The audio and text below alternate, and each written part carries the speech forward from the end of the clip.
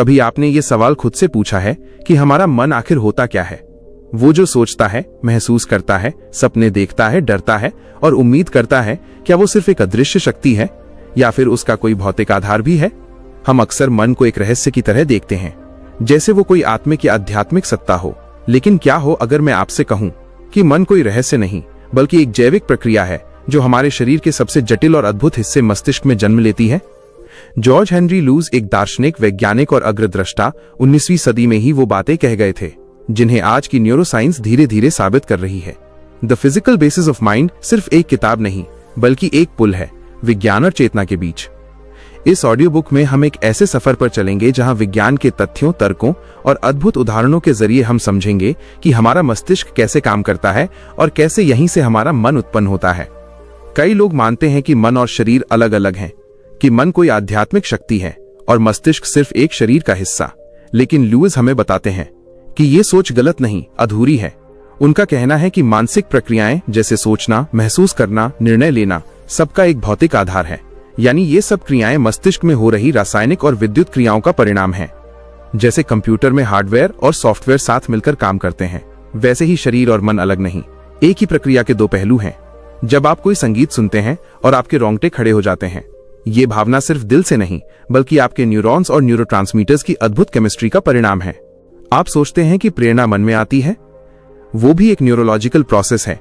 जिस पल आप किसी विचार से उत्साहित होते हैं, आपके दिमाग के डोपामिनर्जिक सर्किट सक्रिय हो जाते हैं। मतलब हर भावना, हर निर्णय, हर सोच, सभी की जड़ें हमारे मस्तिष्क की संरचना में है। लेकिन ये बात आपको निराश करने के लिए नहीं कही जा रही, बल्कि आपको सशक्त करने के लिए। क्योंकि जब आप समझते हैं कि आपके विचार, आपकी भावनाएं, आपके निर्णय ये सब नियंत्रित किए जा सकते हैं, तो आप एक कदम आगे बढ़ जाते हैं।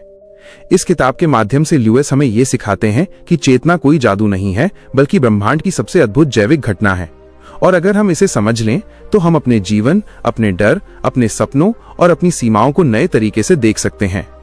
ये किताब आपको सोचने पर मजबूर करेगी कि अगर मन का आधार भौतिक है तो क्या हम इसे बदल सकते हैं? क्या हम अपनी सोच, अपने व्यवहार और अपनी जिंदगी को वैज्ञानिक समझ से रीप्रोग्राम कर सकते हैं? और जवाब है हाँ। तो आइए इस ऑडियो बुक में हम उस रहस्य को वैज्ञानिक रूप से सुलझाएं जिसे सदियों से सिर्फ आध्यात्मिक कहा जाता रहा है। क्योंकि जब समझ वैज्ञानिक होती है तब बदलाव स्थायी होता है। अब हम शुरुआत करते हैं जॉर्ज हेनरी लूज की कालजयी रचना the physical basis of mind के अनुवादित, व्याख्यात्मक और प्रेरणास्पद संस्करण की। चलिए इस ज्ञान यात्रा में एक साथ कदम बढ़ाते हैं। हमारी यात्रा की शुरुआत होती है एक बेहद महत्वपूर्ण विचार से कि अनुभव और चेतना यानी एक्सपीरियंस और कॉन्शियसनेस किसी जादुई स्रोत से नहीं आते, बल्कि ये हमारे शरीर, विशेष रूप से मस्तिष्क की संरचना और उसकी कार्यप्रणाली का प्रत्यक्ष परिणाम है। लूज कहते हैं, sensibility is not a property of matter in general but of organised matter. यानी संवेदनशीलता, अनुभव करने की क्षमता हर पदार्थ में नहीं होती बल्कि केवल संगठित पदार्थ यानी कि जीवित कोशिकाओं में होती है। अब एक पल ठहरिए और सोचिए, जब आप किसी चीज को छूते हैं तो आपको स्पर्श का एहसास कैसे होता है? क्यों किसी प्यारी याद को सोचते ही आंखों में आंसू आ जाते हैं? या फिर जब कोई सपना अधूरा रह जाता है तो दिल में दर्द क्यों महसूस होता है? ये सब कुछ उस जैविक नेटवर्क के कारण होता है जो आपकी खोपड़ी के भीतर मौजूद है। 86 अरब से भी अधिक न्यूरॉन्स और उनमें से हर एक न्यूरॉन हजारों अन्य से जुड़ा हुआ। लुईस इसे न्यूरल कोऑपरेशन कहते हैं। उनका मानना है कि मस्तिष्क की शक्ति किसी एक हिस्से में नहीं बल्कि उसके सभी हिस्सों के आपसी तालमेल में है। उदाहरण के लिए, जब आप किसी पुराने दोस्त की तस्वीर देखते हैं, आपकी आंखें सिर्फ उसे देखती हैं, लेकिन उसकी पहचान, उसकी यादें, उससे जुड़ी भावनाएं, ये सब मस्तिष्क के अलग अलग हिस्सों में संग्रहित होती हैं। और इन सभी हिस्सों के सक्रिय होने पर आपको वो इंसान याद आता है और आपके अंदर भावनाएं जागती हैं। अब जरा सोचिए, अगर यही प्रोसेस किसी रोबोट के अंदर डाल दी जाए, क्या वो भी इंसानों की तरह महसूस कर सकेगा? लुईस का जवाब है नहीं, क्योंकि महसूस करना सिर्फ जानकारी प्रोसेस करना नहीं है, बल्कि ये उस जीवित अनुभव का परिणाम है जो केवल सजीव ऑर्गेनिक सिस्टम्स में होता है। रोबोट में डेटा हो सकता है लेकिन अनुभव नहीं। इसी बात को समझने के लिए लुईस ने एक क्रांतिकारी शब्द प्रयोग किया, डायनामिकल एक्सप्लेनेशन। यानी किसी भी मानसिक घटना को समझने के लिए हमें सिर्फ उसका ढांचा नहीं देखना चाहिए, जैसे कि मस्तिष्क की स्कैन इमेज, बल्कि उसकी गतिशीलता को, उसकी क्रिया और प्रतिक्रिया को समझना चाहिए। जैसे एक नदी को समझने के लिए सिर्फ उसका नक्शा देखना काफी नहीं, उसकी धारा को, उसकी चाल को, उसके मोड़ों को जानना जरूरी होता है। ठीक वैसे ही मस्तिष्क की कार्यप्रणाली भी स्थिर नहीं बल्कि सतत रूप से बदलती हुई ऊर्जा प्रणाली है, और यहीं से निकलता है माइंड। अब हम आते हैं लूस के एक और गहरे विचार पर, the mind is not in the brain is in the mind. पहली बार सुनने पर यह वाक्य उल्टा लगता है, लेकिन इसके पीछे एक गहरा विज्ञान है। लूस कहते हैं कि मानसिकता सिर्फ मस्तिष्क की एक क्रिया नहीं, बल्कि पूरा शरीर, पूरा नर्वस सिस्टम, यहां तक कि हमारा वातावरण भी उसमें शामिल होता है। उदाहरण के लिए, जब आप अकेले होते हैं तो आपका मूड अलग होता है, लेकिन जैसे ही कोई अपना साथ होता है, आपका माइंडसेट, आपकी सोच, आपकी भावनाएं सब बदल जाते हैं। यानी आपका माइंड कोई फिक्स सिस्टम नहीं, बल्कि एक इंटरैक्टिव प्रोसेस है जो आपके शरीर, आपके अनुभव और आपके वातावरण के बीच निरंतर संवाद में रहता है। ये समझना इसलिए जरूरी है क्योंकि हम अक्सर सोचते हैं कि मैं जैसा हूं वैसा ही रहूंगा, लेकिन सच ये है कि हमारा मन, हमारी सोच और हमारे व्यवहार लगातार बदल सकते हैं अगर हम उनके पीछे की प्रक्रिया को समझें। अब लूस हमें लेकर जाते हैं एक और अद्भुत विचार की ओर, रिफ्लेक्स एक्शन और कॉन्शियस एक्शन। आपका हाथ अगर गर्म प्लेट को छू लेता है तो वो तुरंत हट जाता है, ये होता है रिफ्लेक्स। लेकिन अगर कोई आपको कुछ कहे और आप सोच समझकर जवाब दें, वो है कॉन्शियस एक्शन। लुईस समझाते हैं कि ये दोनों प्रक्रियाएं एक ही सिस्टम से आती हैं। फर्क बस ये है कि रिफ्लेक्स में सोचने की जरूरत नहीं होती, जबकि कॉन्शियस एक्शन में अनुभव और विश्लेषण शामिल होता है। और ये दोनों हमारे जीवन में बराबर महत्व रखते हैं। कभी हमें तेजी से निर्णय लेना होता है और कभी सोच समझकर, और दोनों के लिए हमारे मस्तिष्क में अलग अलग सिस्टम्स तैयार हैं। अब जरा सोचिए, अगर आप अपने अंदर के इन सिस्टम्स को समझ जाएं, तो आप किस हद तक अपने डर, अपनी घबराहट और अपनी अनिर्णय की स्थिति से बाहर निकल सकते हैं।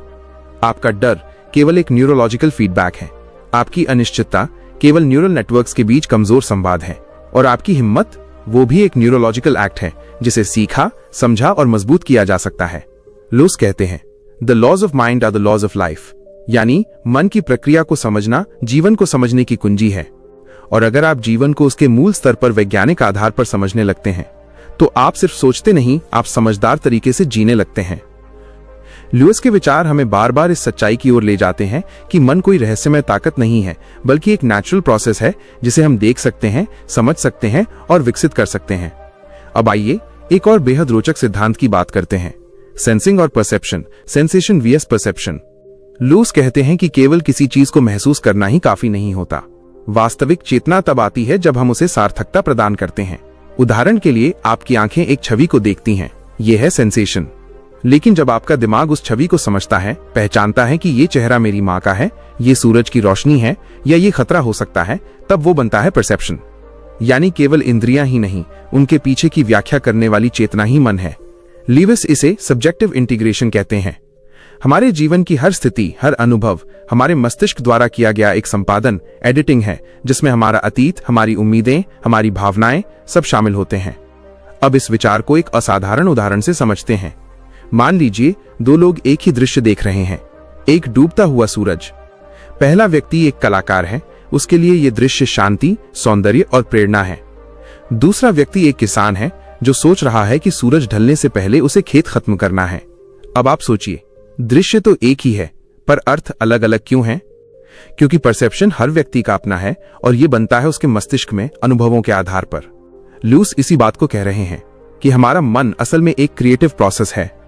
यही कारण है कि एक ही जीवन, एक ही परिस्थिति किसी को तोड़ सकती है और किसी को बना सकती है, क्योंकि सब कुछ इस पर निर्भर करता है कि आपका मस्तिष्क उसे कैसे प्रोसेस करता है और आप उसे कैसे अर्थ देते हैं।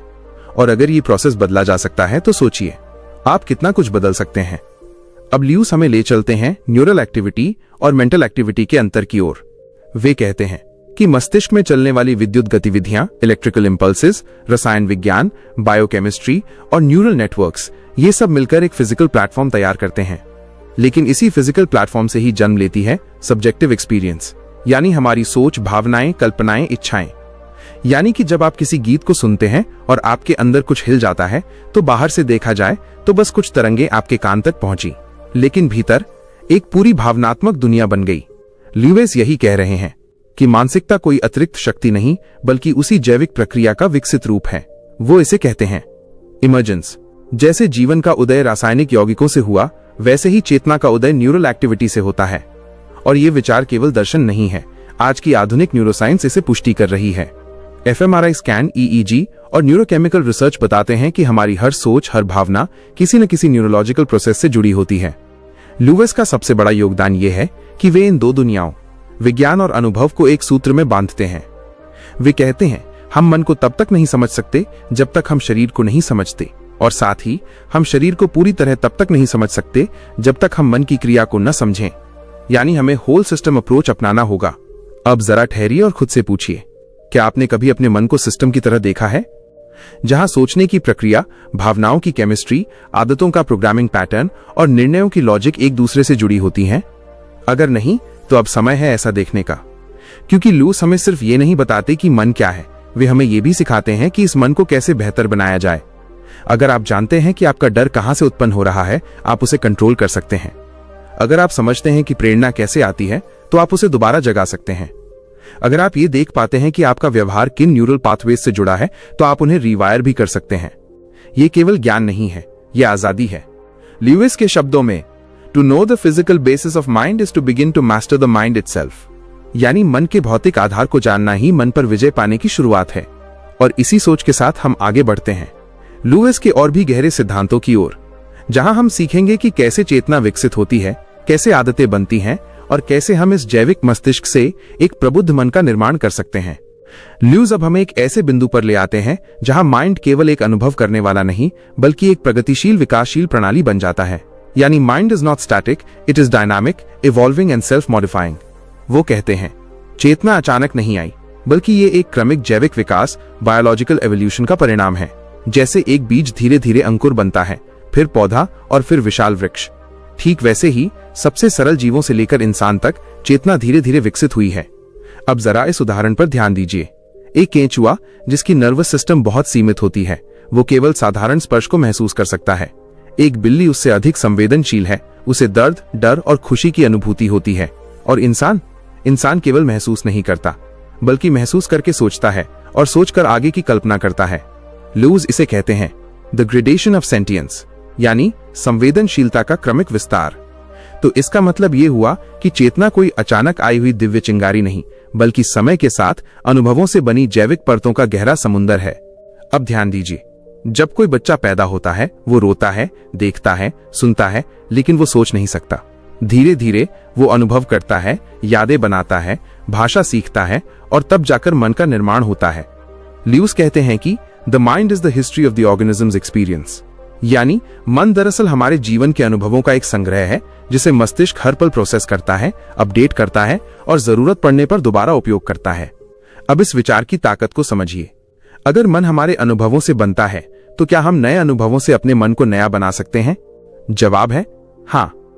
यही कारण है कि एक गरीब बच्चा भी एक दिन वैज्ञानिक बन सकता है, एक डरपोक इंसान भी एक दिन मंच पर लाखों लोगों को प्रेरणा दे सकता है, क्योंकि उन्होंने अपने अनुभवों को बदला और अनुभवों ने उनके मन को। अब लुईस हमें एक और महत्वपूर्ण बिंदु पर ले जाते हैं, एसोसिएशन ऑफ आइडियाज। हमारे मन में विचार अकेले नहीं आते, वे हमेशा जुड़े होते हैं किसी पूर्व अनुभव से, किसी भावना से, किसी याद से। जैसे ही आप एक खास गंध को सूंघते हैं, आपको बचपन की कोई याद आ जाती है। किसी पुराने गाने को सुनते ही कोई रिश्ता याद आता है। लुईस बताते हैं कि ये जो विचारों की चेन बनती है, ये हमारे ब्रेन के न्यूरल नेटवर्क्स में बनी एसोसिएटिव पाथवेज की वजह से होती है। यानी हर बार जब आप कोई भावना किसी विचार से जोड़ते हैं, वो एक मानसिक रास्ता बन जाता है और अगली बार वही भावना उस रास्ते को फिर से सक्रिय कर देती है। अब सोचिए, अगर आप बार बार असफलता को अवसाद से जोड़ते हैं, तो आपका मन उस रास्ते को मजबूत करता रहेगा। लेकिन अगर आप असफलता को सीखने से जोड़ें, तो समय के साथ आपका माइंड रेजिलियंस, लचीलापन पैदा करने लगेगा। लुईस का यह सिद्धांत हमें यह सिखाता है कि your thoughts follow the roads you build and you can rebuild them. अब हम उस हिस्से पर आते हैं जिसे लुईस कहते हैं हैबिचुअल मेंटल एक्शन, यानी आदतों की मानसिक प्रक्रिया। हम सोचते हैं कि आदतें केवल शारीरिक हैं, जैसे सुबह उठते ही चाय पीना या रात में फोन देखना। लेकिन लुईस बताते हैं कि असली आदतें हमारी सोचने की शैली में होती हैं। किसी ने कुछ कहा और आप तुरंत नेगेटिव हो गए, कोई छोटी सी बात हुई और आप तुरंत घबरा गए। ये आदतें सिर्फ भावनात्मक नहीं, न्यूरोलॉजिकल प्रोग्रामिंग है। लेकिन अच्छी खबर यह है कि हर आदत, हर सोचने की शैली बदली जा सकती है। कैसे? नए अनुभवों, नए दृष्टिकोणों और लगातार सचेत प्रतिक्रिया, कॉन्शियस रिस्पॉन्स के माध्यम से। लुईस इसे कहते हैं सेरिब्रल प्लास्टिसिटी, यानी मस्तिष्क की लचीलापन। आज की न्यूरोसाइंस इसे कहती है न्यूरोप्लास्टिसिटी। आपका मस्तिष्क वो नहीं है जो पैदा होते समय था, वो हर दिन बदल रहा है, आपके विचारों, आपकी भावनाओं और आपकी प्रतिक्रियाओं के आधार पर। अब जरा इस पर सोचिए, अगर आपका मन, आपका व्यवहार, आपकी सोच और आपकी आदतें सब कुछ लचीला यानी बदलने योग्य है, तो फिर आप खुद को क्यों नहीं बदल सकते? लुईस हमें यह महसूस कराते हैं कि बदलाव कोई चमत्कार नहीं, वो एक प्रक्रिया है, एक विज्ञान है, एक अनुशासन है। हर बार जब आप एक नया विचार सोचते हैं, आप अपने दिमाग में एक नया रास्ता बना रहे होते हैं। हर बार जब आप डर को पहचानकर उससे आगे बढ़ते हैं, आप अपने न्यूरल नेटवर्क को रिवायर कर रहे होते हैं। और हर बार जब आप खुद से कहते हैं, मैं ये कर सकता हूं, तो केवल शब्द नहीं, बायोलॉजी बदल रही होती है। लुईस की सोच यही कहती है, the power to master your mind lies in understanding its physical nature. यानी जब आप अपने मन के भौतिक ढांचे को समझते हैं, तब आप सिर्फ सोचने वाले नहीं रहते, तब आप अपने सोच को चुनने वाले बन जाते हैं। लुईस अब हमें उस विचार तक पहुंचाते हैं जिसे वे कहते हैं the organic unity of mind and body. यानी शरीर और मन दो अलग अलग संस्थाएं नहीं हैं, वे एक ही प्रक्रिया के दो छोर हैं। और अगर हम ये बात सच में समझ लें, तो जीवन की कई गुत्थियां खुद ब खुद सुलझने लगती हैं।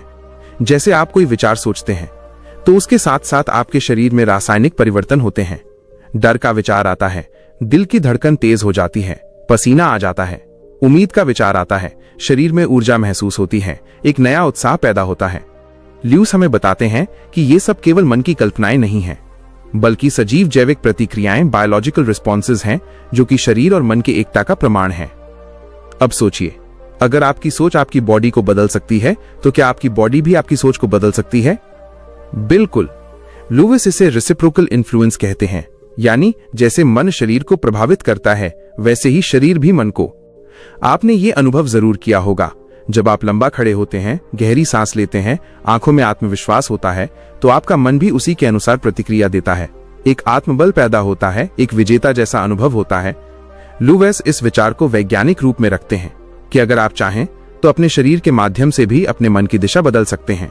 अब जरा गहराई से सोचिए, हर सुबह जिस तरह से आप अपनी बॉडी को मूव करते हैं, जैसे आप चलते हैं, जैसे सांस लेते हैं, जैसे प्रतिक्रिया करते हैं, वही आपके मस्तिष्क में न्यूरोकेमिकल्स को ट्रिगर करता है। डोपामीन, सेरोटोनिन, ऑक्सीटोसिन, ये सब उसी के अनुसार सक्रिय होते हैं। तो अगली बार जब आप थके हों, टूटा हुआ महसूस करें, तो याद रखिए, आपका शरीर एक गेटवे है, एक दरवाजा, जिसके माध्यम से आप अपने माइंड को फिर से ऊर्जा दे सकते हैं। लुईस इसी को कहते हैं physical empowerment leads to mental awakening. अब हम आते हैं एक और गहरे बिंदु पर, विचारों की ऊर्जा, the energy of ideas. Lewes बताते हैं कि हर विचार केवल एक मानसिक छवि नहीं होता, बल्कि वो ऊर्जा की एक लहर होती है, जिसे आपके मस्तिष्क में एक दिशा मिलती है। वो या तो आपको ऊपर उठा सकती है या नीचे गिरा सकती है। और ये ऊर्जा सिर्फ आपके अंदर नहीं रुकती, आपका व्यवहार, आपकी भाषा, आपकी उपस्थिति, सब में वो विचार परिलक्षित होता है। लुईस कहते हैं ideas become forces when they enter into life. यानी जब कोई विचार केवल सोच तक सीमित न रहकर जीवन में उतरता है, तब वो शक्ति बन जाता है। अब सोचिए, आपके अंदर कितने विचार ऐसे आए होंगे जो दुनिया बदल सकते थे, लेकिन आप उन्हें बस सोचते रह गए, क्योंकि आपने उन्हें शक्ति में नहीं बदला। और शक्ति में बदलने का एक ही तरीका है, एक्शन। लुईस बार बार इस बात को जोर देकर कहते हैं कि mind is not a passive reflector, it is an active creator. यानी आप अपने विचारों को केवल महसूस करने वाले नहीं हैं, आप उनके निर्माता हैं। आप वो कुम्हार हैं जो अपने जीवन के अनुभवों को गूंथ कर, उन्हें आकार देकर एक नए व्यक्तित्व का निर्माण कर सकता है। अब आप सोचिए, अगर आपका मन एक निर्माता है और शरीर उसकी प्रयोगशाला, तो हर दिन, हर पल आपके पास विकल्प है कि आप क्या बनाना चाहते हैं। लुईस यही संदेश देते हैं, to understand your mind is to claim your authorship over life. अब वो हमें उस अंतिम किनारे की ओर ले जाते हैं, जहां मन केवल एक प्रतिक्रिया देने वाली व्यवस्था नहीं रह जाती, बल्कि एक सृजनात्मक शक्ति, क्रिएटिव फोर्स बन जाती है। आप अपने विचारों को चुन सकते हैं, आप अपने अनुभवों को पुनर्परिभाषित कर सकते हैं, आप अपने जीवन की दिशा बदल सकते हैं, क्योंकि आप वो हैं जो विचारों से बना है, और विचार वे हैं जिन्हें आप चुन सकते हैं। लुईस का पूरा दर्शन पूरे वैज्ञानिक तर्क के साथ एक बात पर आकर केंद्रित होता है, you are not just a mind, you are the one who builds it. और जब आप ये जान लेते हैं, तब आप केवल जीते नहीं हैं, तब आप जीवन को रचते हैं। लुईस अब चेतना की उत्पत्ति पर बात करते हैं, उस रहस्य पर जिसे हम सदियों से सिर्फ आत्मा या आंतरिक शक्ति मानते आए हैं। लेकिन लुईस कहते हैं, consciousness is not a thing, it is a state. यानी चेतना कोई वस्तु नहीं, न कोई स्थायी इकाई है, बल्कि ये एक स्थिति, स्टेट है, जो कुछ शारीरिक और मानसिक प्रक्रियाओं के एक साथ सक्रिय होने से उत्पन्न होती है। अब जरा एक बात को गहराई से समझिए, जब आप गहरी नींद में होते हैं, तब आपका मस्तिष्क मौजूद होता है, आपकी सांसें चल रही होती हैं, हार्टबीट चल रही होती है, लेकिन फिर भी आप चेतन नहीं होते। तो चेतना कहां गई? लुईस कहते हैं, चेतना तब प्रकट होती है जब तंत्रिका तंत्र, नर्वस सिस्टम एक खास स्तर की जटिलता, कंप्लेक्सिटी तक सक्रिय होता है।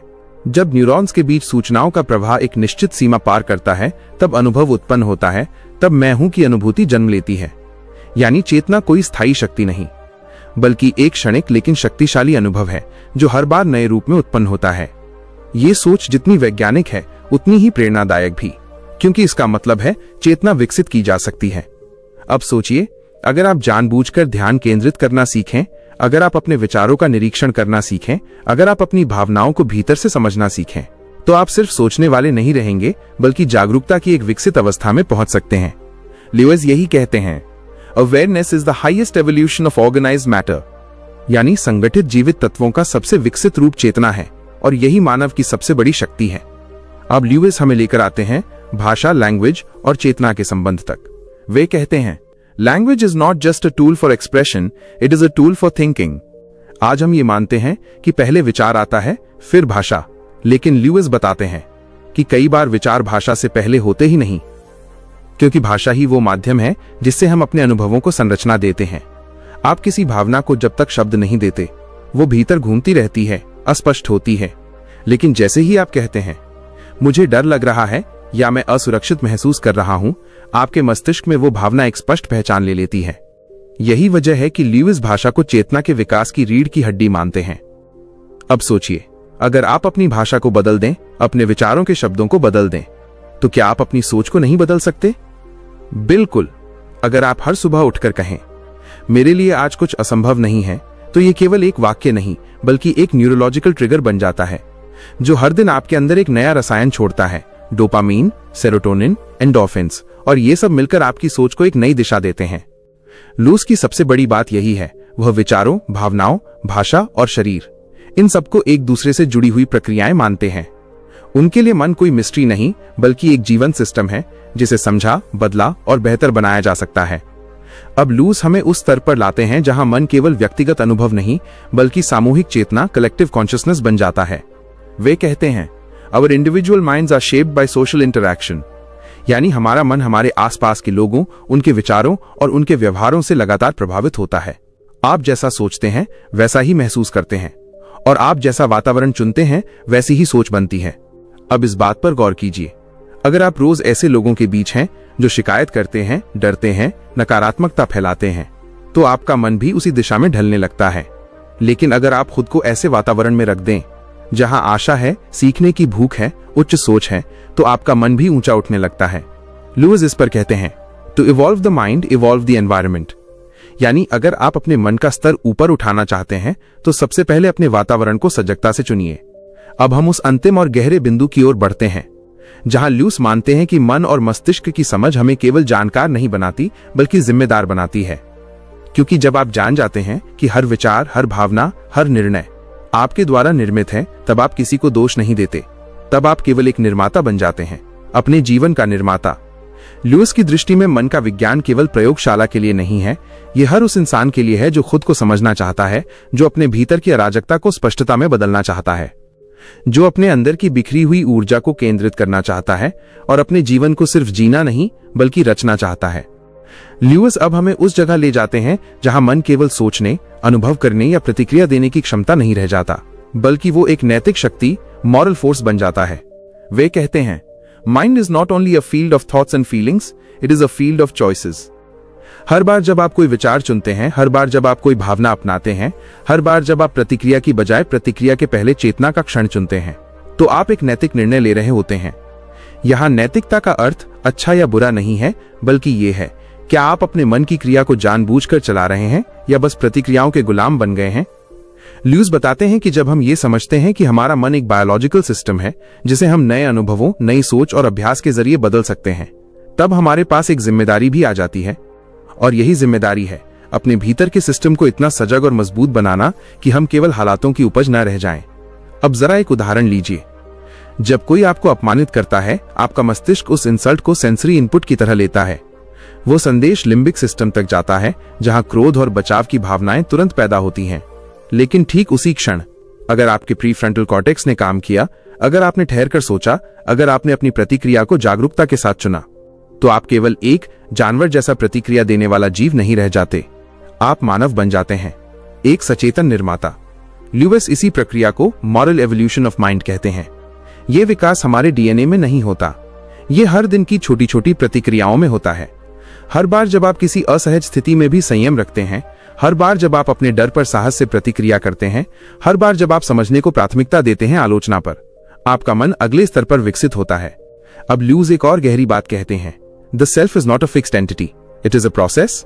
यानी जो मैं आप समझते हैं वो कोई स्थायी जमी हुई पहचान नहीं है, वो तो एक चलती हुई प्रक्रिया है, हर विचार, हर अनुभव, हर संबंध के साथ बदलती हुई। और अगर ये प्रक्रिया कभी भी, कहीं भी, किसी भी मोड़ पर बदली जा सकती है, तो क्या आप सच में जैसे हैं वैसे ही रहने को मजबूर हैं? नहीं, आप हर क्षण पुनर्निर्माण की स्थिति में हैं। आपका स्वयं सेल्फ कोई बनी बनाई चीज नहीं, बल्कि एक निर्माणशील परियोजना, इवॉल्विंग प्रोजेक्ट है। लुईस के इस विचार में वो शक्ति है जो हजारों साल के धार्मिक विचारों में खोजी गई, पर यहां वो एक वैज्ञानिक स्पष्टता के साथ आती है। आपका दिमाग प्लास्टिक है, न्यूरोप्लास्टिसिटी इसे हर अनुभव से बदलती है। आपका मन वो ऊर्जा है जो आपकी हर सोच, हर भाषा, हर कल्पना में अपना रूप बदलती है। और आपका स्वयं वो रचना है जो इन दोनों के बीच सतत निर्माणशील है। लुईस यहां एक और जरूरी बात जोड़ते हैं, self awareness is the highest tool of transformation. यानी जब आप अपने विचारों को देखना शुरू करते हैं, जब आप अपनी भावनाओं को जज नहीं करते बल्कि समझते हैं, जब आप खुद को सिर्फ रिएक्शन से निकालकर रिफ्लेक्शन में ले आते हैं, तब आप एक नई चेतना में प्रवेश करते हैं। अब ये चेतना सिर्फ आपके लाभ के लिए नहीं होती। लुईस मानते हैं कि एक विकसित मन का प्रभाव केवल व्यक्तिगत नहीं होता, वो सामाजिक होता है। क्योंकि जब आप बदलते हैं तो आपकी भाषा बदलती है, आपका दृष्टिकोण बदलता है, आपकी ऊर्जा बदलती है और धीरे धीरे आपका परिवेश भी बदलने लगता है। लुईस इसे सिंपैथेटिक ट्रांसमिशन कहते हैं। यानी चेतना केवल भीतर नहीं रहती, वो व्यवहार के जरिए, ऊर्जा के जरिए और उपस्थिति के जरिए दूसरों तक संपर्क में आकर उन्हें भी प्रभावित करती है। सोचिए, अगर आपका एक विकसित विचार किसी और के जीवन का दिशा संकेत बन जाए तो? अगर आपकी आत्म जागरूकता से किसी और को भी अपने भीतर झांकने की प्रेरणा मिले तो? यही है लुईस का अंतिम दर्शन, कि माइंड एक व्यक्तिगत संरचना होते हुए भी एक सामाजिक ऊर्जा है। और इस ऊर्जा को जितना हम समझते हैं, जितना हम प्रशिक्षित करते हैं, जितना हम निखारते हैं, उतना ही हम स्वयं को और इस समाज को मानवीयता की उच्च अवस्था में ले जाते हैं। लुईस अब उस बिंदु तक पहुंचते हैं जिसे वो फ्रीडम ऑफ विल यानी इच्छा की स्वतंत्रता का वैज्ञानिक आधार कहते हैं। ये वो प्रश्न है जो हर युग, हर संस्कृति, हर दर्शन ने पूछा है, क्या हम सच में स्वतंत्र हैं या केवल परिस्थितियों, जैविक प्रक्रियाओं और सामाजिक दबावों की प्रतिक्रियाएं? लुईस का जवाब है, हम पूर्णतः स्वतंत्र नहीं हैं, लेकिन हम पूर्णतः बंधन में भी नहीं हैं। हमारी स्वतंत्रता किसी आकाश से नहीं आती, वो आती है समझ से। वो कहते हैं, to be free is not to be uncaused, it is to understand the causes and choose consciously among them. यानी स्वतंत्रता का अर्थ ये नहीं कि आप किसी कारण से परे हैं, बल्कि ये कि आप कारणों को समझकर उनसे ऊपर उठकर निर्णय ले सकते हैं। अब सोचिए, आपके भीतर कई इच्छाएं हैं, कई प्रवृत्तियां हैं, कभी डर बोलता है, कभी लालच, कभी अहंकार, पर साथ ही एक आप भी हैं जो इन सबको देख सकता है। यही देखने की शक्ति, यही अवलोकन की क्षमता लुईस के अनुसार वास्तविक इच्छा की स्वतंत्रता है। अगर आप देख सकते हैं कि डर बोल रहा है तो आप डर नहीं हैं। अगर आप देख सकते हैं कि क्रोध उठ रहा है तो आप क्रोध नहीं हैं। अगर आप इस पूरे तंत्र को देख सकते हैं तो आप इस तंत्र के पर्यवेक्षक, ऑब्जर्वर हैं, सर्जक, क्रिएटर हैं, ना कि केवल उसकी कठपुतली। लुईस इसे हायर ऑर्डर कॉन्शियसनेस कहते हैं, एक ऐसा स्तर जहां मन केवल विचारों से नहीं चलता बल्कि विचारों को दिशा देने की क्षमता प्राप्त करता है। अब यहां एक बहुत महत्वपूर्ण बात आती है, अगर विचारों की प्रकृति जैविक है और अनुभवों से वो पुनः संरचित हो सकते हैं, तो इसका अर्थ यह है कि इच्छा शक्ति भी एक कौशल है। वो कोई रहस्यमय या आध्यात्मिक वस्तु नहीं, बल्कि एक ऐसा मांसपेशियों जैसा मानसिक अंग, मेंटल मसल है, जिसे अभ्यास से मजबूत किया जा सकता है। हर बार जब आप टालने वाली प्रवृत्ति पर काम करते हैं, हर बार जब आप अपने अंदर उठ रही प्रतिक्रियाओं को थोड़ा रोक कर देखते हैं, हर बार जब आप अपने आराम क्षेत्र से बाहर निकलकर कुछ नया चुनते हैं, आप अपनी इच्छा शक्ति की संरचना बदल रहे होते हैं। लुईस हमें याद दिलाते हैं कि freedom is not given, it is cultivated. स्वतंत्रता दी नहीं जाती, उगाई जाती है। और जैसे जैसे आप इसमें गहराई से उतरते हैं, आप अपने जीवन को एक नई चेतना से जीना शुरू करते हैं। अब लुईस हमें मन और उद्देश्य, माइंड एंड पर्पस के रिश्ते तक ले आते हैं। वे कहते हैं, the mind without purpose is a machine running without direction. अगर आपके विचारों, भावनाओं और कर्मों का कोई उद्देश्य नहीं है, तो वे बस ऊर्जा की बर्बादी बन जाते हैं। जैसे बिना दिशा की नदी जो बह तो रही है लेकिन कहीं पहुंचना नहीं चाहती। ल्यूइस इसीलिए कहते हैं, purpose gives shape to consciousness. उद्देश्य आपकी चेतना को आकार देता है। अब सोचिए, जब आप सुबह उठते हैं और आपका मन जानता है कि आज का उद्देश्य क्या है, तो आपके निर्णय, आपकी सोच, आपका फोकस, सब कुछ एक सीध में बहना शुरू कर देता है। आप डिस्ट्रैक्शन से लड़ते नहीं, आप नेचुरली फोकस्ड हो जाते हैं, क्योंकि आपके पास एक केंद्र सेंटर होता है। और यही उद्देश्य ल्यूइस के अनुसार मन को बिखराव से संरचना, स्ट्रक्चर की ओर ले जाता है। अब आखिरी और सबसे सूक्ष्म बिंदु पर आते हैं, the scientific soul of humanity.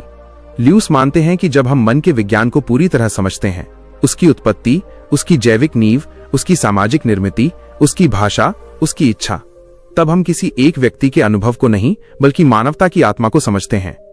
हर मस्तिष्क एक इकाई नहीं है, वो एक बड़ा नेटवर्क है, एक वैश्विक चेतना का हिस्सा है। आपके विचारों की शक्ति केवल आपके जीवन को नहीं बदलती, वो उस विचार क्षेत्र, थॉट फील्ड को प्रभावित करती है जिसमें हम सभी जुड़े हुए हैं। लुईस का यह दर्शन एक नई उम्मीद पैदा करता है कि मन कोई रहस्य नहीं, मन एक विज्ञान है, और विज्ञान जब चेतना के स्तर पर पहुंचे तो वो केवल ज्ञान नहीं देता, उद्धार करता है। लुईस का दर्शन उस मोड़ पर पहुंचता है जहां विज्ञान सिर्फ जांचने की प्रक्रिया नहीं रह जाता, बल्कि वो जीवन जीने की समझ बन जाता है। वो हमें याद दिलाते हैं कि अगर मन एक जैविक प्रक्रिया है और चेतना एक विकसित अवस्था है, तो शिक्षा का उद्देश्य केवल जानकारी देना नहीं होना चाहिए, बल्कि चेतना को जागृत करना होना चाहिए। अब सोचिए, आज की शिक्षा प्रणाली में हम बच्चों को क्या सिखाते हैं? रटे हुए तथ्यों की लंबी सूचियां, उत्तीर्ण होने की होड़, डर के आधार पर संचालित अनुशासन और एक सा सोचने की आदत।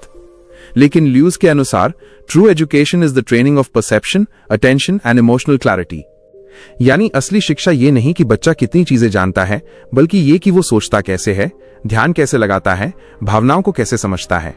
आज अगर हम हर बच्चे को ये सिखा सकें कि वो अपने विचारों को पहचान सकें, अपने भावनात्मक पैटर्न्स को देख सकें और अपनी प्रतिक्रियाओं को समझदारी से चुन सकें, तो हम सिर्फ पढ़े लिखे नहीं, चेतन नागरिकों का निर्माण कर रहे होंगे।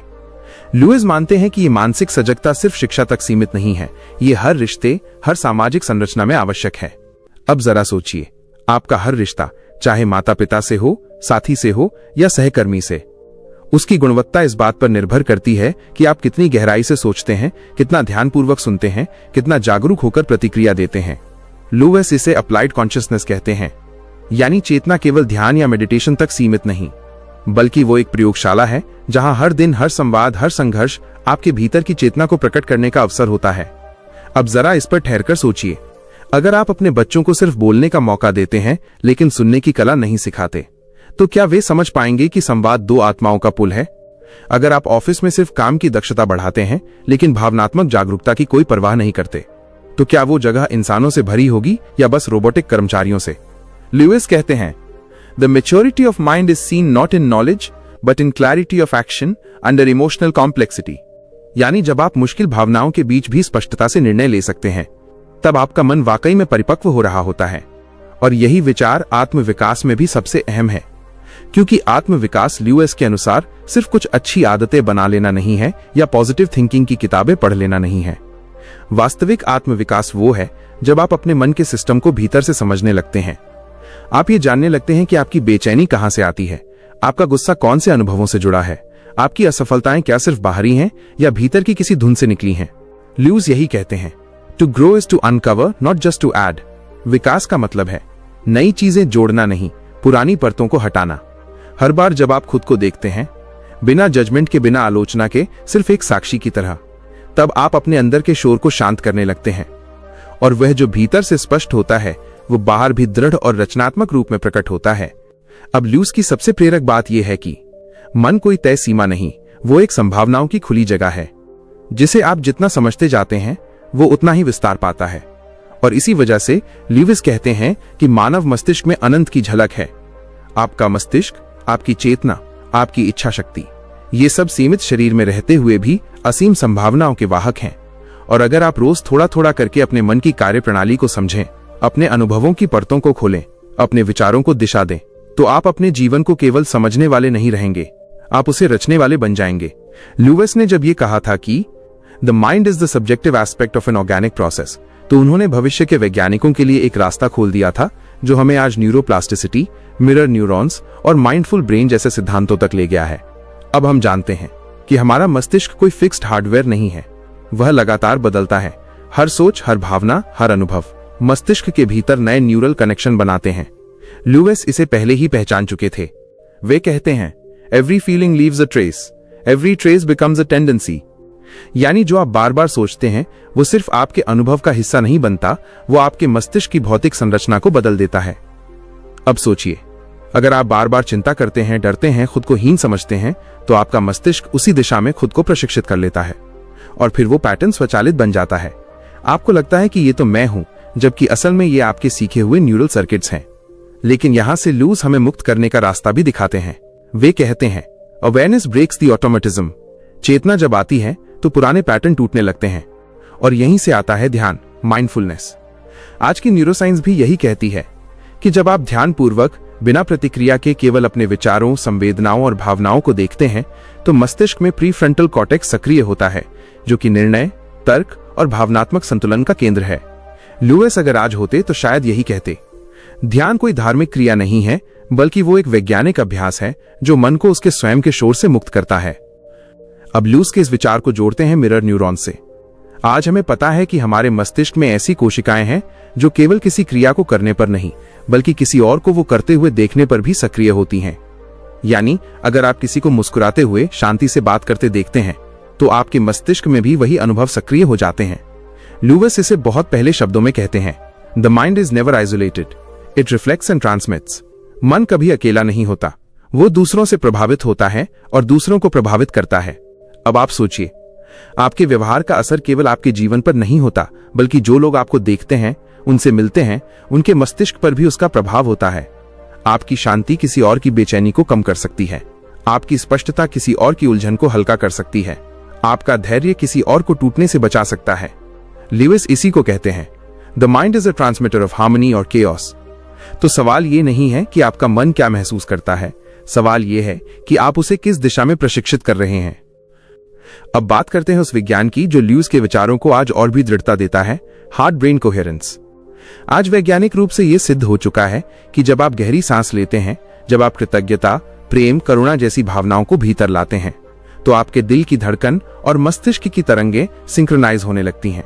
लुईस इसे शब्दों में यूं कहते हैं, mind finds it's stability not in thought alone but in felt equilibrium. यानी केवल विचार ही नहीं, भावनात्मक संतुलन भी मानसिक स्थिरता का स्रोत है। और यही संतुलन ध्यान, जागरूकता और अभ्यास के द्वारा विकसित होता है।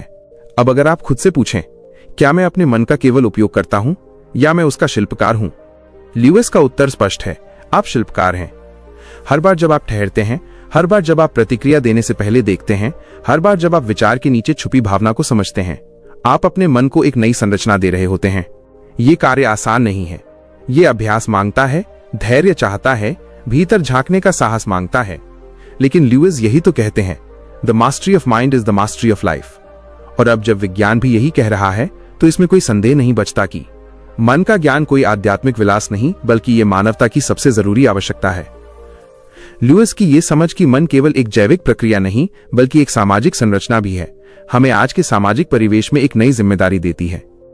सोचिए, जब हम कहते हैं कि मन हमारा व्यक्तिगत खजाना है, तो क्या हम ये भी समझते हैं कि हमारी सोच, हमारी भावनाएं, हमारे व्यवहार दूसरों के मनोभावों से जुड़े हुए हैं?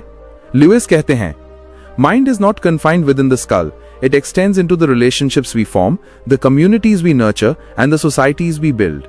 ये सिर्फ वैज्ञानिक बात नहीं है, बल्कि एक नैतिक और सामाजिक चेतना भी है। जब हमारा मन विकसित होता है, तो वो सिर्फ हमारे लिए ही नहीं होता, वो उन लोगों के लिए भी होता है जिनके साथ हम जीते हैं। ये वो बिंदु है जहां से लीडरशिप शुरू होती है, सिर्फ पद या अधिकार से नहीं, बल्कि मन की जागरूकता और उद्देश्य से। लुईस की सोच हमें सिखाती है कि एक सच्चा नेता वो है जो अपनी खुद की मानसिक प्रक्रियाओं को समझता है, जो अपने भीतर के भय और संदेह को पहचान कर भी निर्णय लेता है, और जो अपनी सोच को दूसरों के लिए सकारात्मक ऊर्जा में बदलता है। लीडरशिप का अर्थ केवल आगे बढ़ना नहीं, बल्कि अन्य लोगों के मनों में स्थिरता, समझ और उत्साह लाना है। लुईस के शब्दों में, the leaders mind must be a beacon, illuminating not only the path ahead but also the inner landscapes of those who follow. अब बात करते हैं सामाजिक न्याय की। लुईस का दर्शन कहता है कि जब मन का विज्ञान समझ में आता है, तो हम केवल खुद के हित में सोचने से आगे बढ़कर सामूहिक चेतना को भी महत्व देते हैं, क्योंकि मन अलग थलग नहीं होता, वो समुदाय और संस्कृति के साथ जुड़ा होता है। ल्यूस बताते हैं कि जब हम दूसरों के अनुभवों को समझते हैं, उनके दुख और खुशियों को महसूस करते हैं, तो हमारा मस्तिष्क खुद ब खुद उस सहानुभूति और करुणा के न्यूरल नेटवर्क को सक्रिय करता है। यही वो बुनियाद है जिस पर सामाजिक न्याय और समानता खड़ी होती है। ल्यूएस कहते हैं, justice is the mind's alignment with empathy and reason. जब हमारा मन न्याय के लिए काम करता है तो वो केवल नियमों का पालन नहीं करता, बल्कि हर व्यक्ति की भावना और अनुभव को मान्यता देता है। इस समझ के साथ ही मानसिक स्वास्थ्य की चर्चा भी गहराई से जुड़ती है। ल्यूएस का ये विचार आज भी उतना ही महत्वपूर्ण है कि मानसिक स्वास्थ्य केवल रोग या विकार का विषय नहीं, बल्कि मन के संतुलन, जागरूकता और उद्देश्य का विषय है। ल्यूएस हमें याद दिलाते हैं कि जब मन के भीतर तनाव, भ्रम और अनिर्णय होते हैं तो व्यक्ति के जीवन की गुणवत्ता प्रभावित होती है। लेकिन जब हम अपने मन की प्रक्रियाओं को समझते हैं, अपने विचारों और भावनाओं को जागरूकता से देखते हैं, तो हम मानसिक स्वास्थ्य को बेहतर बना सकते हैं। ल्यूस इसे कहते हैं, health of mind is not absence of difficulty but presence of clarity. यानी मानसिक स्वास्थ्य कठिनाइयों के न होने से नहीं, बल्कि स्पष्टता और समझ के होने से बनता है। अब जब हम ल्यूस के इस विज्ञान को अपने जीवन में लागू करते हैं, तो हम पाते हैं कि जीवन की जटिलताओं के बीच भी एक आत्मिक शांति संभव है। हर संघर्ष, हर चुनौती, हर भावनात्मक उथल पुथल के बीच जब हम अपने मन को समझने लगते हैं, तो वो हमें नए दृष्टिकोण और नए समाधान देता है। ल्यूस हमें यह भी सिखाते हैं कि इस पूरी प्रक्रिया में सबसे महत्वपूर्ण है धैर्य और निरंतरता। क्योंकि मन की संरचना बदलना, उसकी गहराई में उतरना, ये कोई तात्कालिक सफलता नहीं है, ये एक जीवन भर की यात्रा है। पर यही यात्रा आपके जीवन को असली अर्थ देती है। वो आपको सिर्फ जीवित रहने से कहीं आगे लेकर जाती है। एक ऐसा जीवन जहां आप सच में स्वतंत्र, जागरूक और पूर्णतः मानव बनते हैं। आपने आज जॉर्ज हेनरी ल्यूस के अद्भुत विचारों के माध्यम से मन की गहराइयों में एक वैज्ञानिक और जागरूक यात्रा की। उम्मीद करता हूं ये ज्ञान आपके अंदर नई ऊर्जा, समझ और जागरूकता लेकर आया होगा।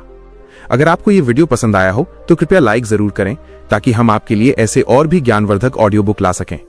अपने विचार और अनुभव नीचे कमेंट में जरूर शेयर करें, क्योंकि आपकी बातें हमें और बेहतर बनाने में मदद करती हैं। और हाँ, इस वीडियो को अपने दोस्तों और परिवार के साथ शेयर करें, ताकि वे भी इस ज्ञान से लाभान्वित हो सकें। अगर आप हमारे चैनल पर नए हैं तो सब्सक्राइब करें और बेल आइकन दबाएं, ताकि आने वाले वीडियो की हर नई जानकारी सबसे पहले आपको मिले।